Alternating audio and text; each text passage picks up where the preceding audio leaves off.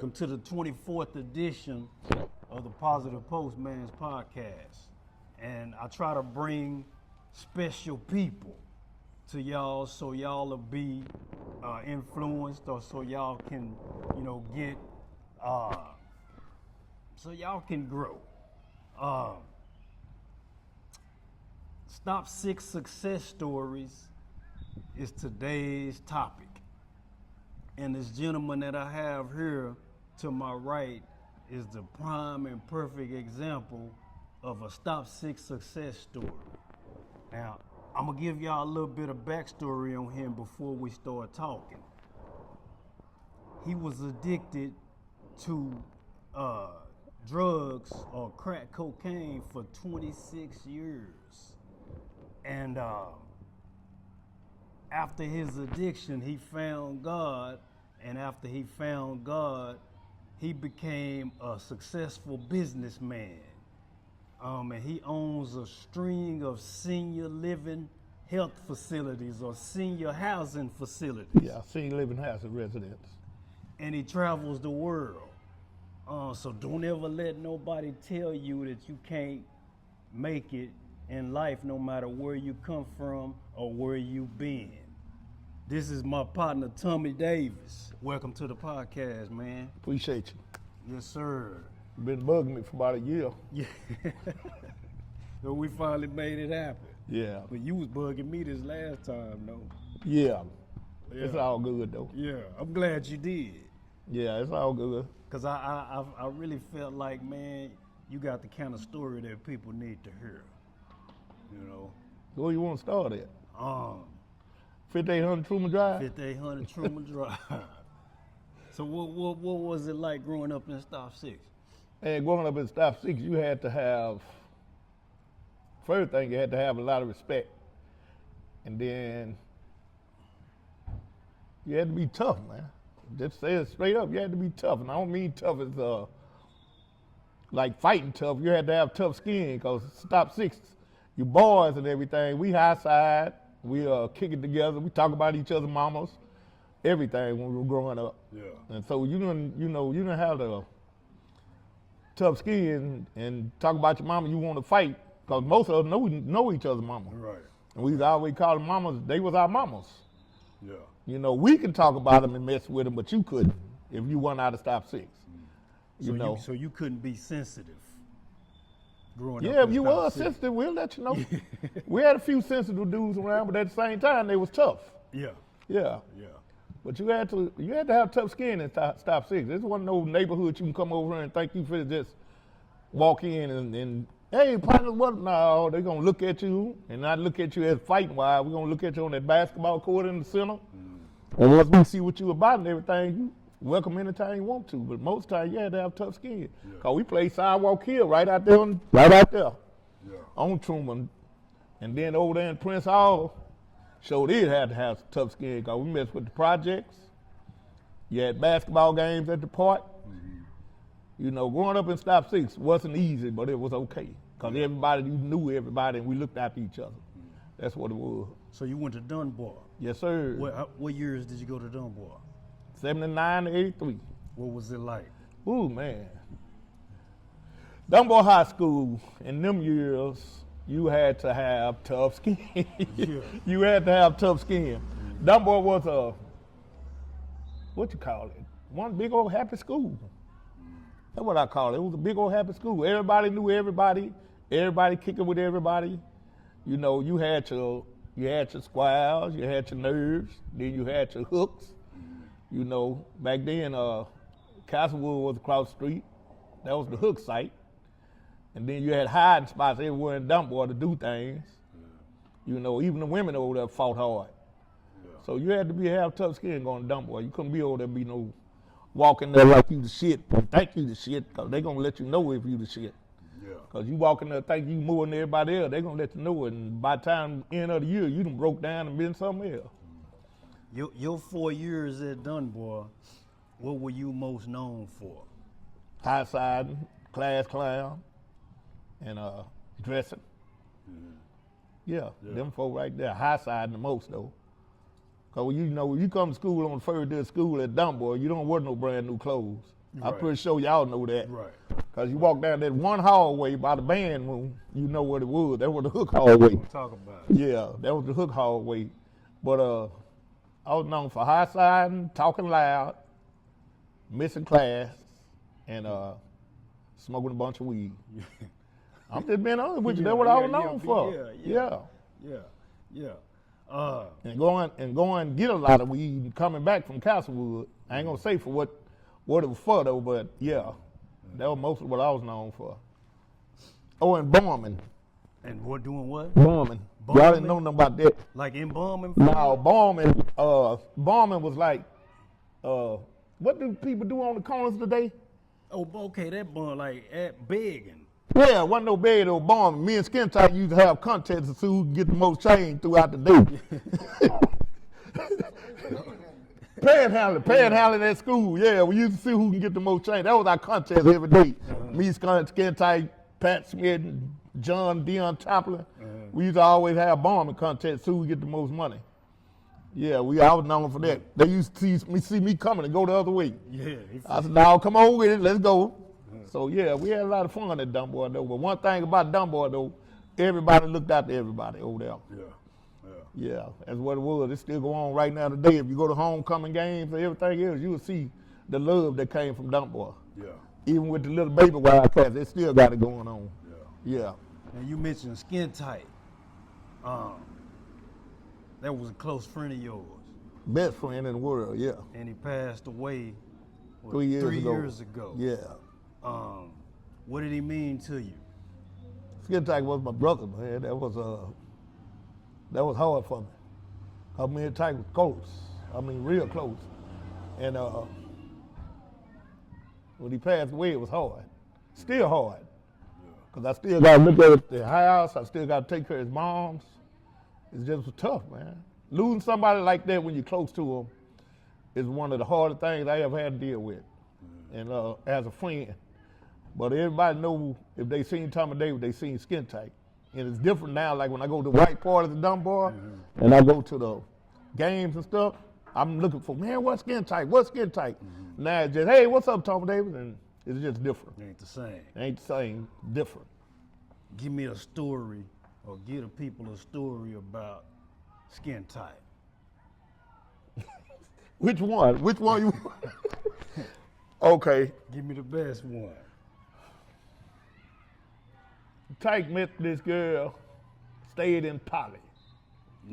And I'm talking about over there, and not this Poly, down on the road there, the Poly on the other side of 287. Okay. And we was sitting over at the house one day smoking some weed, and Tight said, man, let's walk over to Stacy's house. I said, what? Man, I ain't finna walk way over there. Man say, come on, man. I said, okay, let me go to Howard Chain. We're gonna walk over there. I didn't know the walk was that long. But you walking, you drinking night train and smoking weed, it don't seem like a long walk. When we got way over there, we walked from Maceo Lane all the way 287 on the other side. I forgot that street over there, but we walked over there that night, and we get over there, the girl was there. So me and Tyke was sitting there talking and everything. Yeah, nigga come over there. And the nigga stayed messing with him too. Yeah. I said, Tyke, man, I ain't finna fight this nigga. He said, we gonna do something. I said, I'm not finna fight behind no woman, man. You crazy, man. I lied. Cause the nigga hauled over here Tyke, and next thing you know, both folks got on the nigga. But yeah, man, that was one of the times. There's plenty of stories with Skin Tight. I don't know how many I can tell you, but everybody know Skin Tight. And watching him in that casket and burying him, everything. And me and him had a big argument. It was an ongoing argument. 20 years later, that Polos, when they came in, I told him I was the first. He said he was the first. And we argued about that all the way up until he died. And we still don't know who was the first. Cause I think I still was the first one. The World Polo Dumb Boy. It was out of me and Tyke. I don't know which one. But I think I was. But he said he was. Did y'all get y'all polos from Henry's? No, we couldn't afford no Henry. We got our polos at Goodwill. Oh, they had polos at Goodwill? Yeah. We didn't get all our polos. We bought a few polos out of Neiman Marcus and Dillard's, But we couldn't afford all the time, so when we latched on to Goodwill, it was on and popping. We collected. That's where most of them come from. I mean, if you could afford Neiman Marcus and Dillard's, you could afford Henry's. Well, we didn't ever go to Henry. Henry was them boys out of Como went to. We didn't want the same polo they had. Yeah. I'm just being real with you. We didn't want the same polos they had, so we'd go to Dillard's, Neiman Marcus, or we'd go to the Goodwill. And we get our polo and khakis, K-Swiss, Stan Smith, and all that. Now, we bought Stan Smith and K-Swiss brand new.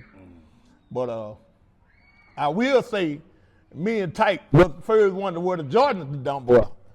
Jordans. Yeah. Was that 84? 86. You better look at it. Jordan came out in 86. 86 or 84? Look on your thing. Look it up. He came in the lead in 84. You have to go to our lifeline. Wait, no, he came in the lead in 84. His first part Jordan didn't come out to 86 because me and Tyke waited out there at Northeast Mall overnight and got two pairs just like the black and red one that he was banned in. Yeah. And they was 83 what? John came in the lead 84, boy. I was in high school. Boy. 84. He ain't number. It was 83, 84. It was 83, 84 season, but it was 84 when they say he came in. It started 83, but it's going to end in 84. So Yeah. he right, 83, 84. That was Yeah, it's 83 NBA draft. Okay, we're going to have to research that. How much was those Jordans? $58.69. $55 with taxes was $58.69. I ain't gonna never forget that. And me and Tyke waited on them and got them, and we wore them over there down. We was out of school, but we went over there, I think, to a parade or something. And we had them on, just like the ones he got on. Okay. And Yeah, we those had the them first on. ones. Yeah, we had them on. Yeah. So let's talk about the Chic Palace. Fast forward to 1990. What was that? 93, 94? That was 85. The Chic Palace? 91, 92. Yeah. Okay. So But it was opening night at the Chic Palace. And we had already been up there on the corner of Truman and Stalk up there having fun already before the palace even opened. So once it opened, we go off in there. Percy Peace and Brady was the show that night. Yeah, they were stripping. They call themselves strippers. We ain't want to see all that. It was Percy Peace and Brady. What's Brady's last name, man? Harper. Brady Harper. And we didn't want to, I don't think we wanted to see that. Some of us went outside. Now, I just found out what happened. But some of us went outside. And as I was outside, I met this girl named Dorita, rest in peace. And I was sitting at the door talking to her. And this dude, Lightfoot, came along and grabbed on the behind. I say he respect me. But my boy Bird just told me the fight started before we even came in. So I remember throwing Lightfoot across the table. Lightfoot's on Birdell. I think they was on Birdell then. I remember throwing him across the table. And somehow the fight broke out and went outside. So when it got outside, I had Lightfoot on the back of the car. And I was whooping them and everything, and somehow Lil Dave came over there, and Lil Dave got cut across the neck, and I got cut right here. And my guts was hanging out, but I didn't know my guts was hanging out because we had already been getting high on the end down there by where Irvin's used to be. Right. That was the name store in the hood then. And But it was well, quite Bird said, then, right? Bird said it was them fighting on the inside before we got it. I don't remember the fight on it. Well, we was all so high, it ain't no telling what was going on. Yeah. But I remember the dude, when I got off the top of him, they took off running. And I walked back up to the door to see was old girl okay, and she had blood on her. And somebody said, "What?" I asked her where the blood. She said, "Look down." I looked down, and my guts was hanging out, and I had to hold them. And then they were sitting up there fussing about who gonna take him to the hospital. Dave had took off walking, going down the Trent house. And I'm standing there with my guts hanging out. And dude named Ronnie came out, cause they was arguing who gonna call the ambulance. Dude named Ronnie came out, tapped me on the shoulder, he took him to the hospital to save my life. And that was, but Bird say they was already fighting on the inside before I even came in, the fight came in there. How far across your stomach was the cut? Man, my cut was about that big. This little scar right here, cut about that big, and my guts was hanging out of it. And I didn't even feel it. Like I said, we were so high because we had been down on the end, down there getting drunk and high all day. Yeah. Yeah, little knee, that's right. He said, look down, but old girl had a white dress on. You remember her standing up there, white dress with blood on it? Yeah. Me and her messed around for a few years. And after, all that happened. But I made it to the hospital. I think I was up there probably about 3 days. I heard a bunch of noise outside. Half stop sick coming up in the room. I said, boy, these boys ain't gonna let them make it. They came in the room to check on me and everything, but I made it through that. And that's about the worst thing ever happened to me, was getting cut like that. So when you saw the guts, what was your initial reaction? That's what I was saying, Lil Moon. I ain't really had no initial reaction. I was so high, I had my guts in my hand, and by the time Ronnie took me to the hospital, and they had me in there, they gave you that anesthesia and everything. When I woke up, there were 3 white men in white coats walking towards me. I said, damn, I done died and went to heaven. And then I heard that stop sick voice. Boy, you all right? That was my mama. Yeah. And that's why I knew I hadn't died then. Because when I heard her voice, I recognized out of everything, and I knew I hadn't died. But my initial reaction, I don't think I had now. I ain't think I had time for one. Because by the time I looked down and seen my guts, that when Ronnie was coming to get me and took me to the hospital. And I laid on his back seat, and I made it up there. Man, that's Couldn't have no shock period or nothing like that, because it was, I think I had a shock period. I'm allowed him to lose more gut. But he laid me on the back seat and said, man, just be cool. But man, we were so, back in them days, we smoked a lot of weed, a lot of dope, and everything. Yeah. Everybody. Yeah. Right there on that corner. If you came to that corner, you did something. So that was a legendary corner down on Truman and Stall Cup. Yeah.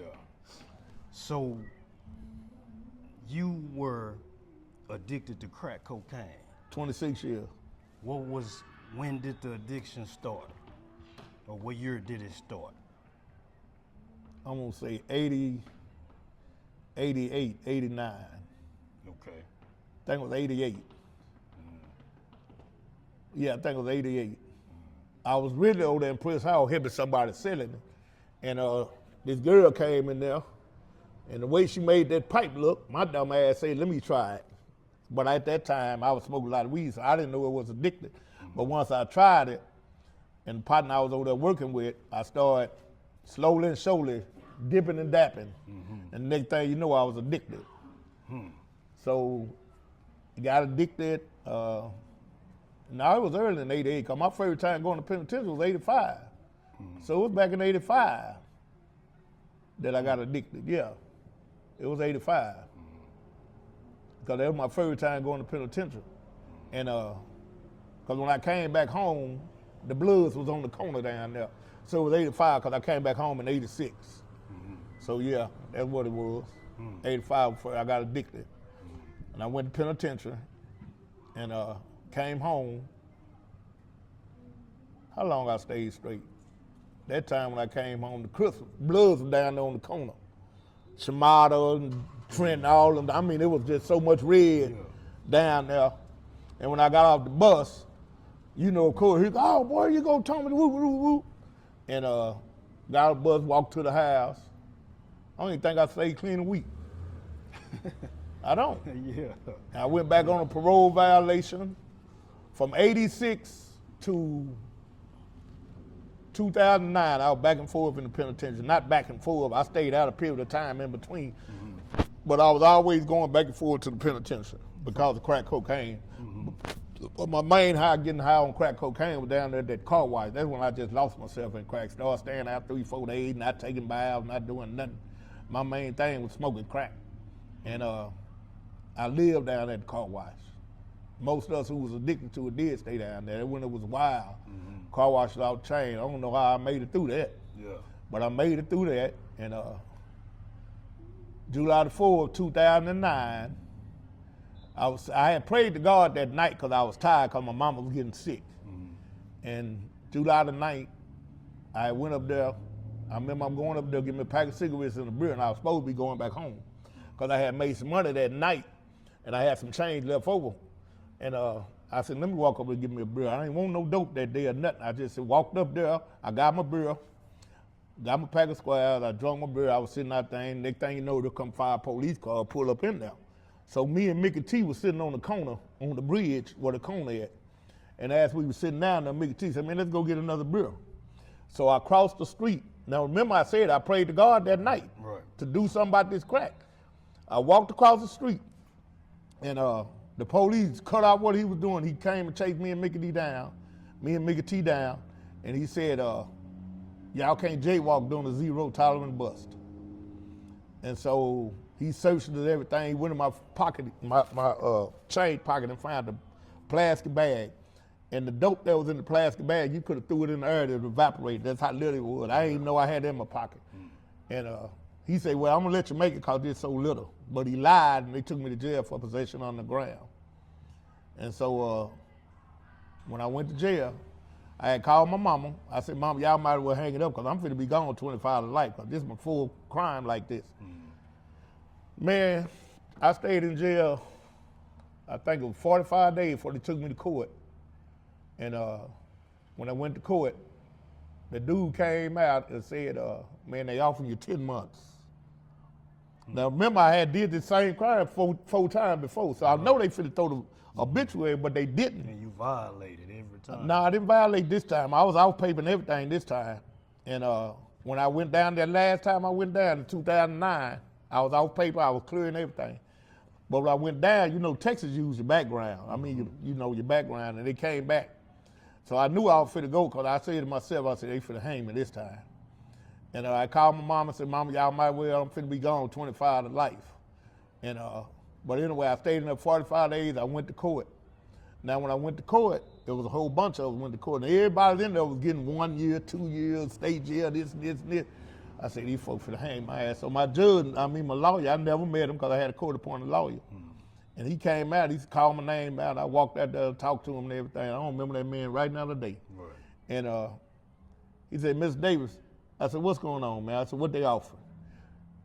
He looked at me, he smiled. I said, man, quit playing me, what they offering, man? The man said 10 months. And when he said 10 months, I said, well, if they offering 10 months, go back in there and see, can you give me 6? And I know he didn't go back in there, but anyway, he came back out. I already started laughing, and I'm joyful and everything, and I'm thanking God, because I got another chance at life now. Right. And I know this is my last chance. So what I did was I ran with the 10 months, and I went to Hutchinson in Dallas. And while I'm in Hutchinson, I was laying on my bunk one night, and I picked up the Bible, and I turned to Matthew, and I went to reading it, and I got to Matthew 6:33, and he said, seek first the kingdom of God and all his righteousness, and everything be added to you. And I said, okay, God, I'm gonna see what you about. I told him just like that. And I said, God, okay, I'm gonna see what you about. So from that day forward, I knew I was through with my addiction. I said, I'm through, I'm gonna be clean for the rest of my life. And that's over 16 years ago. And I haven't looked back. You know, I haven't looked back. God saved my life. Matthew 6:33, right now today, that's my go-to scripture. Anytime I feel like I'm fit to do something stupid, not use no drug, but just do something stupid. Anything, I just read that and I go on with my day. Yeah, when the crack was, crack in Stop 6 back in them days was like candy in a candy store. Yeah. You can get it everywhere and anywhere. Yeah. There's a certain place you didn't go to at nighttime if you didn't know nobody though. That was Prince Hall and the projects and down Truman. If you didn't know nobody, you didn't walk down them streets. You had to know somebody over there every time. But I wouldn't trade up nothing today for what God did. Yeah, I wouldn't trade up for nothing. Was you about to ask? No, But, you know what's crazy about this story he just told about the last time, and I don't know if he remember this, but like we was really kinda on this, like I was going through my last time of being locked up too, and I was, you remember this? They was finna get ready to send me to, I was getting ready to get locked up, and he was getting out, and we was in a holding tank.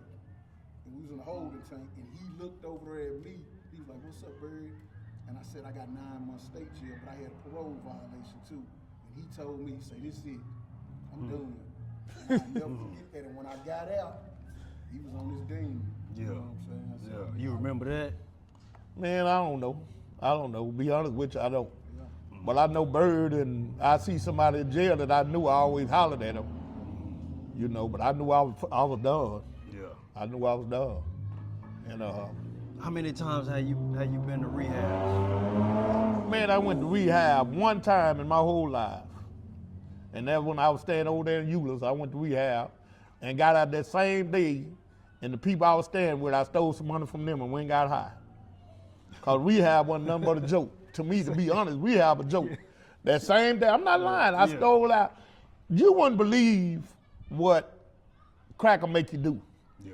These people took me in their house, stayed with them about 6 days, and at first I had stayed with them, but that third day I got out of rehab, they told me to come back, and I went back, and that same day I found some money up under a lamp, and I took it and I walked from Euless all the way to Fort Worth to get high.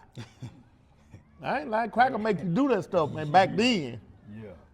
Yeah. But that's what addiction will do to you, man. Addiction, if you look around today and see some of the people that you knew back then and they still in their addiction, you will see what it'll do to you. And like I see them today, I don't think I'm better than them. I don't think I'm more than them or nothing. But like I tell them, you know, I can't keep on handing you this and giving you this and giving you this. Because I feed them or whatever, because God tells us to feed his people. I feed them or whatever, but they won't do nothing, man. They won't do nothing. I heard you mention, you said you was in jail and you picked up the word. Yeah. And you read Matthew. Yeah. Which I like that scripture too. Now, had you not went through that? What? When you went to jail and that last time, and where you picked up the Bible, picked up the word and read Matthew, had you not went through that? The previous time I went to jail? Yeah. No. When I was in jail, I had little short times. I go in there and do my time. I was kicking it with the fellas, whatever else. Now, I did read the Bible, but I just read the Bible because there wasn't no other books around or nothing like that. But I always knew the Bible because my mama took us to church. I grew up with the Bible and everything, and I knew about it. But all the other time before that, I just read the Bible. That's it. Yeah. I didn't look into the Bible like the last time. It was like I was laying on my bunk, man, and it was like when I got to Matthew 6:33, God was talking and told me, this it. You know, because you got so many people go to jail, come right back out and mess up. But God let me know that night that I was going to be okay. And you wasn't coming back, and I hadn't went back. I hadn't did nothing to go back. Don't want to go back, you know. Yeah. But yeah, you got a lot of people going there and learn the Bible from Genesis all the way to Revelation, and then come out here in these streets and they'll throw that Bible down. Yeah.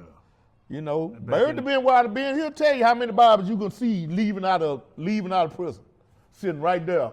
And these same people was the one preaching to you when they was in prison. Yeah, but they in there now. They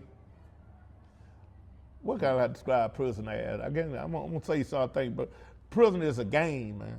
It's a game, and you got to be on top of that game to make it through there. Cause the guards after you, the prison, you got prison folks in there. They see you weak. I'm talking about inmates. They see you weak. They gonna play you. So you gotta. You can learn in there, or you can stay dumb in there. And when I say stay dumb, you can come out and do the same thing you was doing before you went in there, or you can take it to the next level. Like this time when I went down the last time, 2009, I decided to go on in there. I went to some classes.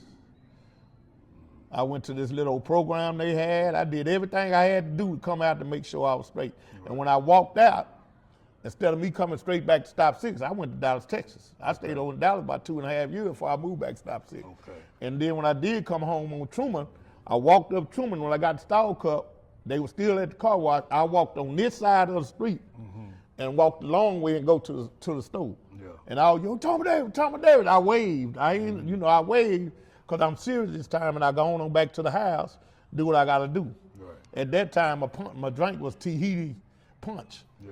And I told my mom I wanted to go get me one, and she said, boy, be careful. And I knew I was coming back because I looked at her before I left. And I knew what I had to do because I asked God, don't let nothing happen to my mama while I'm in here. Because that's one of the hardest things to do while you're in prison, lose a parent. So, you know, I got to enjoy her before she went home and everything else. You had your mind made up. Heart and mind, yeah. Yeah. Your heart and your mind got to be made up, man. It ain't just your mind. People say it's just your mind. You got to have your heart and your mind made up to let you know I'm through with this. Because you got your mind made up, your heart can be telling you something different. Yeah.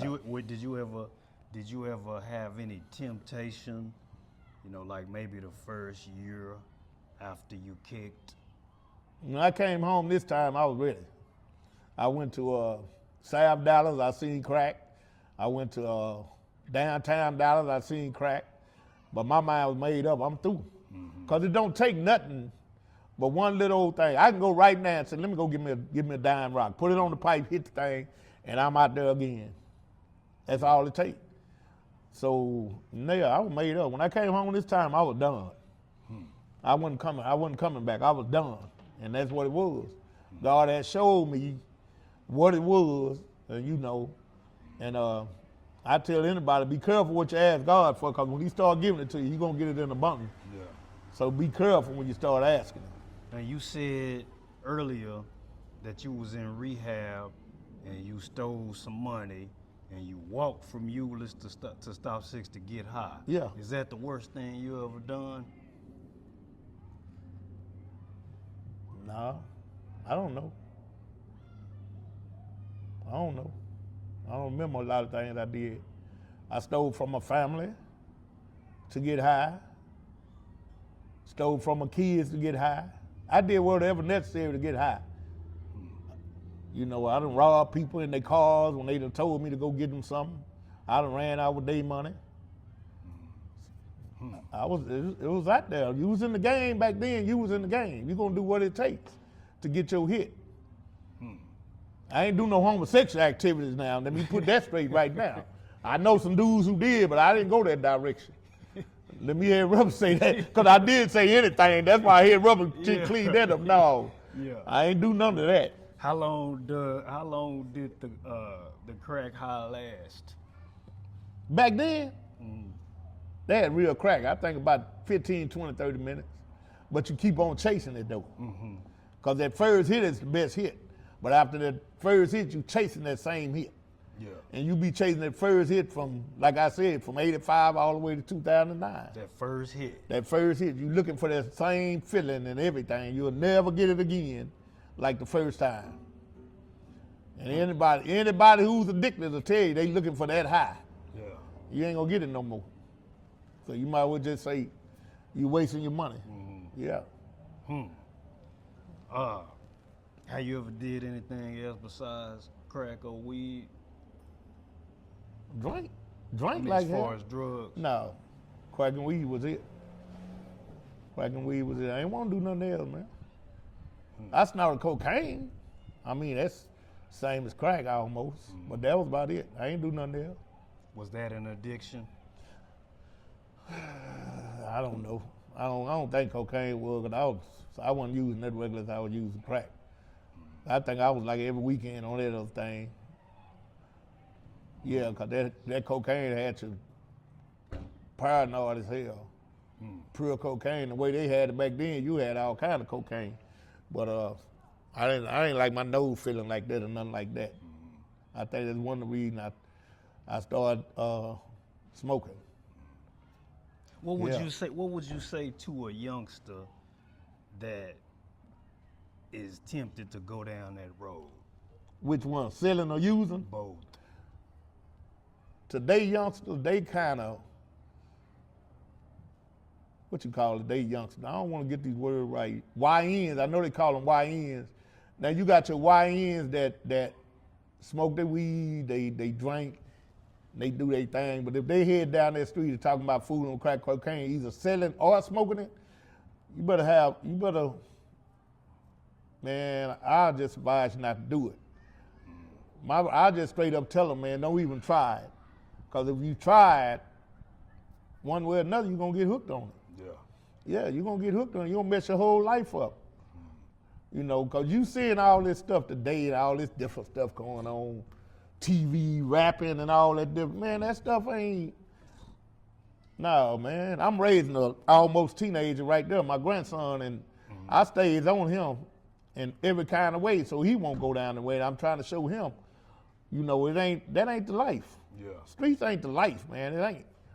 I seen a cover thing the other day. I think I was looking at a magazine, and I seen these dudes that graduated from there was a black colleges, and it was like 18 of them, all of them doctors, young black dudes. Yeah. None of them went over 23. That's the life. They think being square ain't cool, But being square, I got so many partners today that I wish I'd have followed out there. I used to talk about them in school, and they engineers and doctors, and I mean they making big money. Yeah. These the same ones I used to high side on in school, and I'm like, no man, it ain't worth it. The streets ain't worth it. Don't let that TV fool you. All that old rap stuff these boys talking about today, don't let that fool you. Right. Cause that ain't they it, all man. headed the wrong way. Yeah, Most yeah. of 'em. And you see all that killing these young dudes doing today and everything else. And a lot of older dudes, they hear YN, they be like going the opposite direction and everything, man. But I just stay out their way. They do what they do, and I stay out the way, because a lot of them you can't talk to. They ain't gonna listen. Right. Yeah, because they got their mind made up, because they see. We didn't see the follow. The dudes we followed was dressing, and they were player type dudes. They weren't out killing and jacking and doing all that different stuff. But these dudes these days, these youngsters these days, when I be looking at them, man, I be like, boy, I feel sorry for them. They wear their pants halfway down their butt and don't know that's a sign in the penitentiary. What kind of sign is that in the Gay. penitentiary for those who don't know? Gay, you finna get took, them booty bandits finna get you, and you still got them in the penitentiary. Don't think you don't. For the ones that's out there that's killing each other, can you take your gun to the penitentiary? No. And you better have some guns when you get in there, because you got some you got some youngsters in there gonna try you.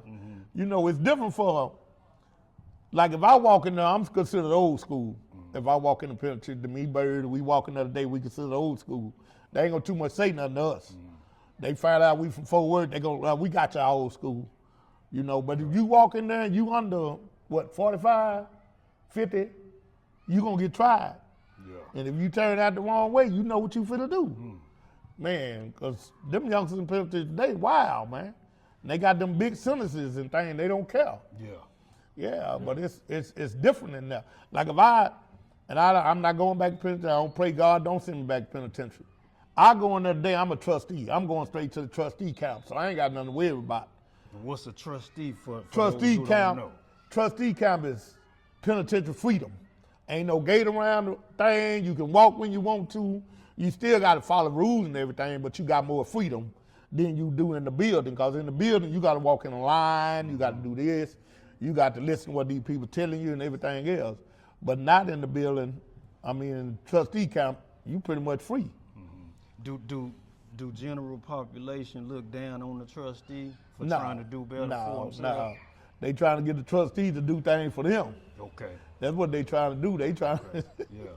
they trying to get us to bring in cigarettes, all type of stuff, man. Yeah. So, were you a trustee? Yeah. Okay. The last time I was in there, yeah. Okay. And what was it like? Freedom. Freedom? I wasn't really in no penitentiary though. I was in Hutchinson State Jail. So being in state jail, I was like, it was down there. I was cool. Let's fast forward a little bit, man. You got married. Mama Rita, What year did you get married? 2015. Okay. And you, to death do us part. Yeah. So you lost her. October 22nd last year. Yeah. October 22nd this year will be 1 year. So what's life been like since she's been gone? Tough, but easy at the same time. I asked God for something while I was locked up. I asked God, let me get my kids back in my life. Don't let nothing happen to mama. And don't let nothing happen to my family. And he didn't. My mama died at 14 I met Rita in 15. And it was an odd thing because I used to play with her all the time and tell her, you're going to be my wife. And after her and her ex-husband got a divorce, I rushed in on her. And I think me and Rita was together probably about 3 to 6 months before we got married. And everybody that knew me and her said it ain't going to work.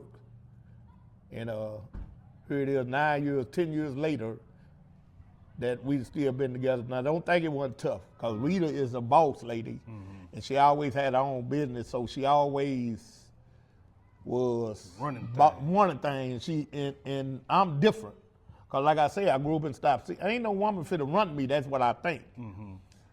What I know today about the business I am, what I know today about banking, what I know today about being a man, it was because of some of the things she taught me. And I'm not afraid to admit it. I didn't have no dad in my life. But Rita was, being the way she was, she taught me a lot of things in the 9 years we were married. And it's real hard to sit here and lie and say, I'll run thing. No, I think about the 6 or 7 years we became partners. After 6 or 7 years, we became partners.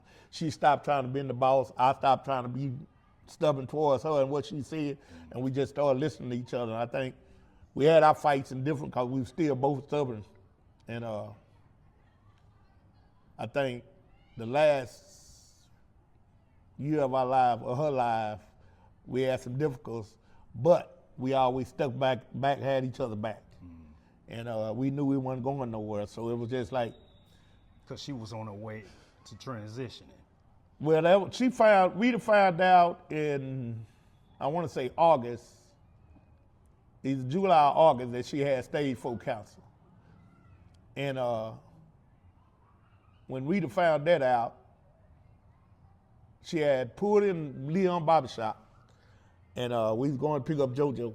And I said, what's going on with you? She said, I don't know. And I'm like, what you mean you don't know? She said, I don't know. And she really didn't know. She had to follow me home. We parked the truck. She went to the hospital. And when she went to the hospital, they had found something in her brain. She had to have brain surgery. And that was in August. September, she came home. She doing good and everything else. And then in October, she doing good and everything. Her and JoJo spent a lot of time together because I was always gone to take care of the business. And October 22nd. Yeah, she went to the hospital the Wednesday before that. I don't know what day that was, but the next Wednesday, that's when she had passed away. She stayed in hospital 5 days before she passed away. She went in on the Wednesday and passed away on the Wednesday. But if anybody knew Mama Rita, they knew she was a woman of God. So the pain hurt, it still hurt today, but it's also okay because I know where she at. So I'm good with that, you know, and losing your wife, it ain't no easy task, so don't believe that. Now you have lost your mom, you lost your wife, and you lost your best friend. And my sisters and brothers. And yeah. How do you... In all these years I've been clean. Yeah. How do you... To whom do you give the credit for allowing you to stand strong and still continue to move forward? Jesus Christ. Who else I'm gonna give it to? I can't give it to you. I ain't gonna give it to Bird. Right. I can't lean on y'all. That's what y'all don't understand. I know y'all my partners. I can call you, cry with you and everything else, which I ain't afraid to do, but I can't lean on y'all. I have to lean on Jesus. And watching all of this, going through all of this, and I've been clean 16 years. And I lost everybody except a little brother in 16 years. But it ain't no joke. It's pain still go through me. It still hurts. But it's all because of Jesus that I'm here today and doing everything I need to do. It ain't nobody else. Yeah. The reason I asked that question is because I understand you a deacon in the church. Yeah. How long have you been a deacon? I don't even know. 6, 7 years. Okay. I really don't know. I can't tell you how many years. I know I got ordained when my whole family was there. And been about 6, 7 years. What difference has being a deacon made in your life? Being a deacon, you right next to the pastor. At first, I just felt like deacons was a name, a thing, and everything else. But being a deacon is changing daily. You know, don't get me wrong, I still got a lot of street in me. But I'm learning on a daily basis what not to do and what to do. Because being a deacon ain't easy. Don't think it is, because everybody watching you in church, people on the streets watching you, they watch everything you do. You know, you always, oh, that nigga deacon. It ain't easy. I just put it to you like that. When I'm learning, you got to be on your P's and Q's with God about everything. Because just say, I don't know this young man, he walk up to me and ask me a question about God, I don't know. Like me, not a time you come up to me and ask me a question and it's about God and I feel like I don't know, I'm not afraid to go grab my Bible and find it. Like you got a lot of people too proud, they think they know so much that they'll say, oh, I can answer that, and they'll answer it for the same young dude, but the young dude allowed him to walk off and say, man, that nigga ain't told me nothing. But if you see me go get my Bible and read it to you, you're gonna think about what I just read to you. Instead of trying to answer from my dome, I'm answering from God's word, and you're gonna see it. That's more meaningful to me when I'm testifying to somebody. That's more meaningful to me to go grab that Bible and go at them with the Bible instead of trying to go at them with my mindset. I'd rather go at them with the Bible so that way they can see and know that I'm for real about this. Now, don't get me wrong. I still got flaws. I still do some stuff I ain't supposed to do.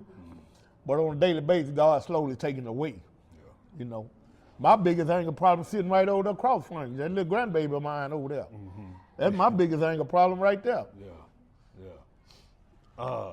With all that you've been through and all that the places that you've been, you know, being prison and rehab and street corners, you've gained a lot of wisdom. No, once again, that's God. That ain't me. Right, but He giveth wisdom to those who seek. What have you been able to make a difference in the lives of others because of where you've been? Yeah, quite a few. They ain't gonna let me know, but I can see it. But most of all, my sons, you know, Rita's sons, they still call me Pops. All my kids, my grandkids. Yeah, I see it. You know, a lot of people don't come, oh, Tommy Davis, I'm proud of you and all this. Man, that ain't me, that's God. Because you ain't going to be proud of Tommy Davis if you know Tommy Davis. And I don't mean that in a bad way. You know, I know y'all two, my boy, y'all know me. Right. You know, you say, man, I'm so glad you came from where you came from. That's cool. But everything that happened to me is all because of God. It ain't me. So was everything that happened to you, would you say that was all in God's purpose, or? Yeah. Okay. Yeah. Okay. God took me to what He took me through to get where I am today. And anybody that don't believe that, they don't know what they're going through though. Because like I said, my mama made us go to church every Sunday, and we was in there. And I done heard the stories from Genesis all the way to Revelation. So I believe everything going on with me today, God lined it up. Everything. God lined it up to me to be where I'm at today. Like I said, I'm not the perfect dude. I'm not walking around here like I'm perfect. I still got flaws, but I'm running with Jesus. Yeah. And I'm enjoying it. Yeah. And I don't want to run no other way, especially from everything else. I don't look behind me today. Because what I did when I was back then, I don't look behind. I keep my head forward and go on with my life. Because there ain't nothing back there for us. Me and Barry stood up a while ago talking about things we did at the center back in the day. That's back then. Right. Yeah. They leave it right back there where it is. Yeah. Now I can tell you about it and all that there, but that's there. That ain't here today. And I don't want it here today. Let's talk about your business ventures. I have 5 senior living homes. I got 1 rental property and I got my property. So I own 7 properties. Me and Rita built that together. And when she left it in my hands. I got 7 properties, all of them full. Everything going good. I did mess around and mess off some money this year, but I'm okay with that. Because God gonna let me build it back up. But everything is good, man. It's you know, I deal with a lot of different personalities. I deal with a lot of different attitude, personalities, and everything. You know, I got black people, white people, everything in my house. I got one woman in my house I deal with, and all my people are over 55. I don't deal with nobody under 55 because you got to be 55 and older, and you got to be independent. And God got that going on today. You know, it's really, I take care of them. You know, if you call me and say the plumbing bad, I'm gonna get that fixed. I don't waste no time. I don't let them do without. And God just keep blessing me with it, man. Everybody, what's his name? I'm gonna tell you how hard God blessed me when I called his name. This one of the Stop Six legend. Robert Esco just moved in one of my houses. Okay. Yeah. God gave me I got to help him out. Yeah. What's that like? I don't know yet because he just moved in there and I haven't dealt with him yet. So I'm gonna find out though. But Robert Esco. Robert Esco. If you from Stop Six, you know Robert Esco. Yeah. Yeah. But yeah, he just moved in one of my houses, and I got other people call me, and one, you know, they uncle ain't in to move in, but I don't have no more room right now. So, like I said, God bless me, man. I'm still moving forward, and I ain't gonna look behind. What's the name of your Houses, your my business, Covered Comfort Housing. Okay. Covered Comfort Housing. Okay. Yeah. What's next in terms of business ventures? Next year, I plan on going back to flipping houses, get back into the flipping business, and I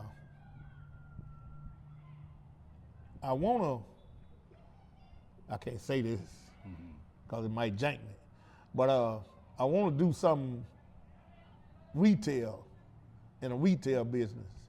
I want to. Okay. That's just something I want to do, but I ain't looking too far in because I haven't seen too many stores fall in Stop Six. But I've been really looking into that sneaker stuff. But I see up in Texas, it ain't big as like it is on the East Coast and stuff like that. So I don't know. I know right now the flipping is next year for sure. I'm gonna start back flipping home next year and get back into that. That's the first thing. Then, like I said, I looked into the sneaker business, but it ain't good like it should be in Texas as it is upstate. And unless you got the prime location. And I want to do something in Stop Six, but that's not prime. That's not. It ain't happening because they don't want to help nobody. Yeah. Well, I've been watching you. You stayed 3 doors from me up the street, and I've been watching you ever since we was wearing. You was wearing Chuck Taylors. I knew we gonna bring that and up. You got me to wearing them. Stan Smiths, polos, Levi's, white T-shirts. Same way I dress today. You've been an inspiration to us. I appreciate it. And we believe in giving flowers. I know, this gentleman over here to the right, he feel the same way. Because we all watched you when we was boys. And we gonna keep watching. Because you went from strolling up and down the block to running a business empire. So, man, I appreciate you coming on, and good luck to your Cowboys. I'm not a Cowboy fan no more. They shouldn't have traded Mike Parsons. I still be with. I'm not a Cowboy fan no more. Boy, so don't call me when the game come on because I'm not coming. So that means we can't bet this year? No, I don't like Cowboys no more, man. They doing too much, man. They shouldn't have never got rid of, man. I don't even want to start that. But I'm not a Cowboy fan anymore. I've been a Cowboy fan since 1975. But they done did so much in the last 10 years. When they gave Ezekiel all that money, he didn't do nothing. Then you turn around and get Dak all that money, he ain't really did nothing. But you didn't want to pay Parsons, the dude who made your defense look good and everything else. So some would say that you're not a true fan. Well, if I ain't a true fan, may God bless you. Because I've been a true fan of the Cowboys since I met them in 75, right here in Martin Luther King Center. Took us out there to Texas Stadium. And I met Roger Staubach and I can't think of that, Golden Richardson. Drew Prison. So who your team now? Nobody. I'm just gonna watch football. I ain't got no team no more. I'm just being real with you, man. When they traded Mike Parsons, I think that was the dumbest move they'd ever made out of ever being the Cowboy. Hey, it's been the 24th edition of the Positive Postman's podcast. It is, you've been heard from my big brother, Tommy Davis. And we out, and God bless you. Peace.